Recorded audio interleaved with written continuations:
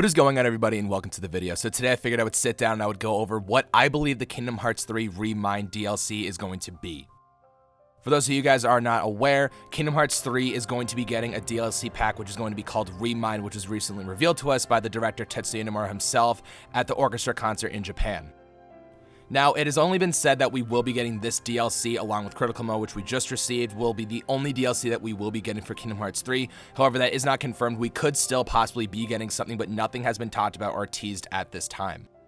So basically, this video is going to be me talking about what I believe each of the specific things that we will be getting in the DLC are going to be. I already made a video discussing what those things are going to be. I'm going to throw them up on the screen, and I will also leave the first video in the description if you guys want to check it out, where I give a brief general overview as to what I really think the DLC is going to be. But this video is going to be me going more into detail and having more so just like, an explanation and more, evidence as to why I think that these specific parts are going to contain these specific things.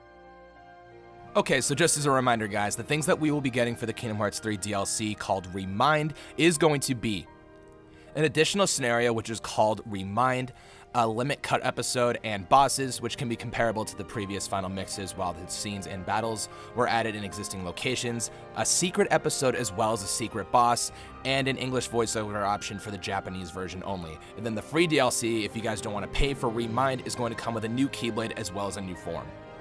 So on this list of things, I will be going over everything in detail, except for obviously the English voiceover option for the Japanese version, since that is explanatory and we kind of already know what that means. It doesn't really have anything to do with the DLC content, so I'm going to be skipping it, but I will be breaking all this down step by step, and I will be talking about everything that I think we can expect when it does come to the Kingdom Hearts 3 ReMIND DLC. Okay, so the first thing on this list that I will be talking about is going to be the additional scenario, which is going to be called ReMIND. So again, scenario, obviously that means that we will be getting some sort of a cutscene or a sequence of cutscenes. I don't think it's going to be a movie or anything that's going to be too extensive. I can really just imagine it being about like 5 to 10 minutes long. Anything shorter than that is totally fine as long as it gives us a good amount of information. But I think if it was going to be longer, they would have stated that it's going to be like a movie or a short episode. But the additional scenario, ReMIND, it could be like a secret ending, or it could be something along those lines. Just something to tack on, or maybe just to introduce us to the DLC itself and to basically explain like what the summary or what the real big grab of it is going to be. If you guys want my take on it, I think that this scenario is going to be about Ventus, Marluxia, Larxene, Demyx, and Luxord, or, some of those people recovering their lost memories of their time of Kingdom Hearts Union Cross. It doesn't have to be anything with all of them interacting. Honestly, it could just be Ven, for example, I'd be sort of satisfied with. If I had to put my money on it, I do think that this scenario is going to be about him remembering his past and remembering him being a part of the Kingdom Hearts Union Cross storyline, because as you guys do know, the mobile app Kingdom Hearts Union Cross tied very, very well into Kingdom Hearts 3, and it is going to be very important when it comes to the future of the series as a whole. I also made a video just discussing about why I think the next game is going to be a Union Cross game. It's not going to be a direct port, but it will be something to tie everything together and really just push the story forward so we can move on, or at least just get a better understanding as to what the future of the series is going to look like. Since the scenario is called ReMIND, I do think it's going to be about remembering or reminding somebody about something that happened in their past or something that, they might have forgotten. So yeah, basically with the whole Kingdom Hearts Union Cross thing going on, as well as the hints dropped throughout Kingdom Hearts 3, and especially that scene after we rescue Ventus and Aqua right before they go to the Keyblade graveyard with everybody else, Ventus does have some very interesting things to say that I think can tie into the fact that he is probably starting to remember him being a Dandelion leader. In this cutscene, Ventus actually does say that he does remember dreaming about Aqua, Terra, Sora and his friends, and he thinks that he does remember seeing some people that he did not recognize, as well as some animal creatures. Now, a lot of people are thinking that the weird animal creatures are going to be the Dream Eaters, obviously from Sora's experience back in Dream Drop Distance, but I feel like I'm the only one that didn't really think that. I interpreted that as Ventus remembering things about Kingdom Hearts Union Cross and his time as being a Dandelion leader, and he's talking about the Chirithes, and the people that he didn't recognize aren't the people that Sora met along the way, but they're his fellow leaders when it comes to the time of Kingdom Hearts Union Cross, which means that he's obviously referring to Ephemer, Scald, Brain, and Laurium. I would also like to bring up the ending of the game when Terra, Ventus, and Aqua are walking away after paying respects to Master Ericus. Ventus sees a Chirithy, which obviously we can guess at that it is his Chirithy. I think that he is talking about the Cheerthies when he does say that he does remember seeing some weird animal creatures, because instead of being like, whoa, what is that? Or, you know, like, oh my God, having this surprised look on his face, he seems very welcoming, almost as if he remembers that animal creature, like he's seen it before. Like, I don't know. I put those things together and I thought that that made a lot more sense rather than it just randomly shouting back at the Dream Eaters. I mean, with all the Kingdom Hearts Union Cross references, I do think that it is very possible that we will be getting some sort of Kingdom Hearts Union Cross connection or recollections through some of the characters. I'm thinking specifically Ventus, but you know, that's just me. So I think that when it comes to the scenario for ReMIND, that is something that we should be looking at and something that we might be able to expect. Okay, so next up on the list, we have to talk about the Limit Cut episode. Alright, so the Limit Cut episode, apparently according to some people that were at the concert who were able to translate more of what Nomura had to say, or just through other resources, have said that the Limit Cut episode is going to be similar to the Cavern of Remembrance, which is going to be more of an expanded and more explorable areas with new bosses. So if we take at it for what it is, it looks like it's going to be like a Kingdom Hearts 2 final mix sort of thing, where we do get extra bosses as well as more explorable areas and already explorable areas that we do have already in the game. Now, immediately when I thought about this, I thought it has to be Scala-Ad Kylam.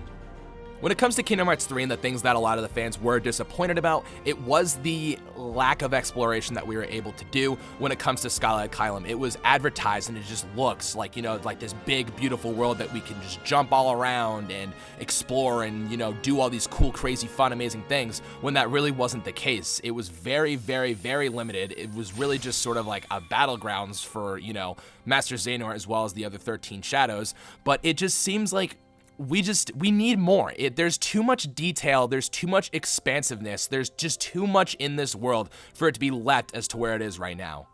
I've actually looked at several Out of Bounds videos here on YouTube where I have seen people going through the, you know, the boundaries and exploring the world, and there is so much detail even at the top of the towers. You know, like everything just looks so good. There are literally tiles where it says that you can do, you know, flow motion on, you can run up and you can jump off of it.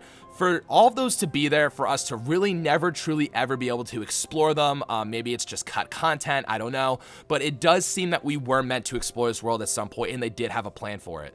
So if we were able to explore Scala-Ad Kylam, then what would it be? Well, obviously, we'd be able to jump from island to island, we'd get to explore all the different towns or villages, and we'd be able to fight different bosses. If you want my take on it, I do think that we will be able to fight something along the lines of either the Dandelion Leaders or the Foretellers. I think that this is something that we can definitely expect if we do get an explorable Scala-Ad Kylam. It really could just be, you know, like mystery characters that we don't know. That would actually be really cool. But if we did get to fight the Foretellers or the Dandelions, I think that would be super, super awesome, given the fact that if you actually go to the underwater segment during Master Xehanort's boss fight, you do see Daybreak Town underneath it, so it does make sense for us to have some sort of callback to Daybreak Town and fight either the Foretellers or the Dandelion Leaders. Now, there are a lot of people thinking that we will be able to have some sort of a Final Fantasy DLC episode when it comes to Limit. You know, obviously Limit Break, Sephiroth, Cloud, you know, they've been part of the gang before in past Kingdom Hearts games. This is something that I could definitely see happening. I'm not saying that it's impossible, given the fact that, you know, especially with Critical Mode, Square Enix and, you know, the directors and stuff, they gave us a lot of the things that we wanted. They gave us a challenge. They gave us the option to turn off things like attraction flow and all that other stuff. It became much more of a balanced experience for a lot of the players. So they are listening. Since, you know, there was such an outcry for Final Fantasy characters in Kingdom Hearts 3, I could definitely see this happening. I just think in terms of it fitting the narrative and fitting the overall theme of ReMIND and introducing Kingdom Hearts Union Cross into Kingdom Hearts 3 in less of a subtle way and sort of just, you know, trying to really educate the fans as to what's going on and where the narrative's going to go. I just think that the whole expanded Scala and fighting the Dandelion Leaders or the Foretellers and exploring Scala as a whole is a little bit better, and it makes a little bit more sense. If they wanted to do that as DLC down the line when it comes to, you know, interacting with the Final Fantasy characters again, that would be really cool. I mean, hey, if we just run into Cloud or if we run into Sephiroth while we're here, that's even cooler, you know, just why not just throw in some Final Fantasy cameos? That would be awesome. But I think that the safer choice and the thing that makes the most sense is, of course, for us to explore Scala-Ad Kylam as well as either the Dandelion Leaders or the Foretellers.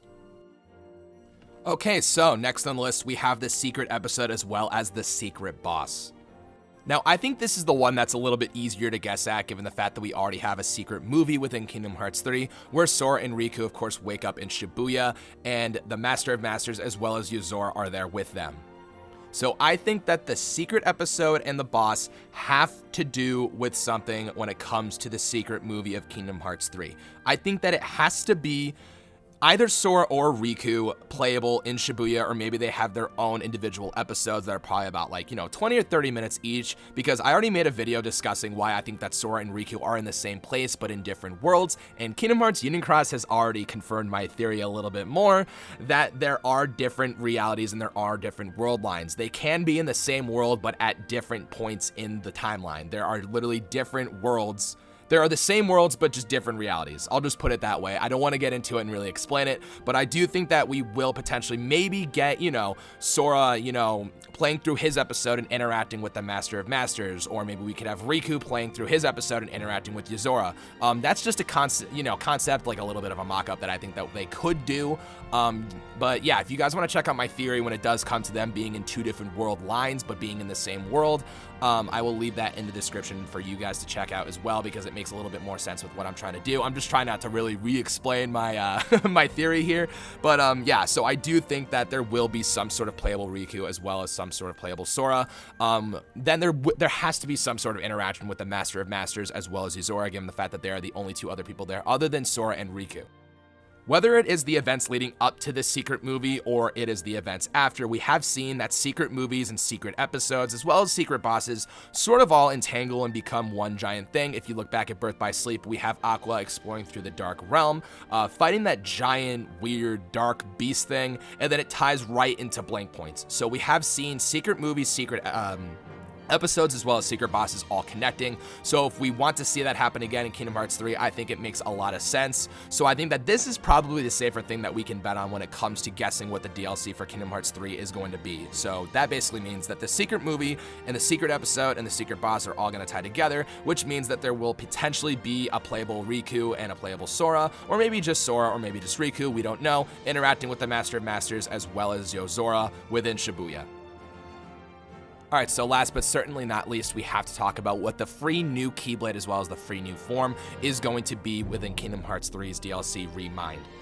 So it is said that if you do not want to purchase the ReMIND DLC, you still can download a Keyblade as well as a new form for free. So this is the one where I'm not really sure which way to go. Normally I would have just said the Starlight Keyblade, but you guys already know that we do have that in Kingdom Hearts 3 already. So when it comes to tying everything together with Kingdom Hearts Union Cross, and everybody's sort of getting their moment, getting their narratives, getting their, all that good stuff, I think that Lushu is really the only one that is missing. So I do think that if we can maybe potentially get a Keyblade, it might be Lushu's Keyblade, given that it is the no-name, it is Master Xehanort's old Keyblade. I think that it is very possible that we might be able to get something like that, where, we can use all of Lushu's Keyblade transformations that we don't know about, or maybe we can get, maybe something to do with Yozora. I mean, I think that that's something else that's very possible as well, after completing the secret movie or the secret episode, whatever you want to call it. So, or maybe just some sort of weapon. I think that we could get a Keyblade based off of Yozora's weapon or something like that. I think that would be really cool, and we could do some of Yozora's moves or something like that.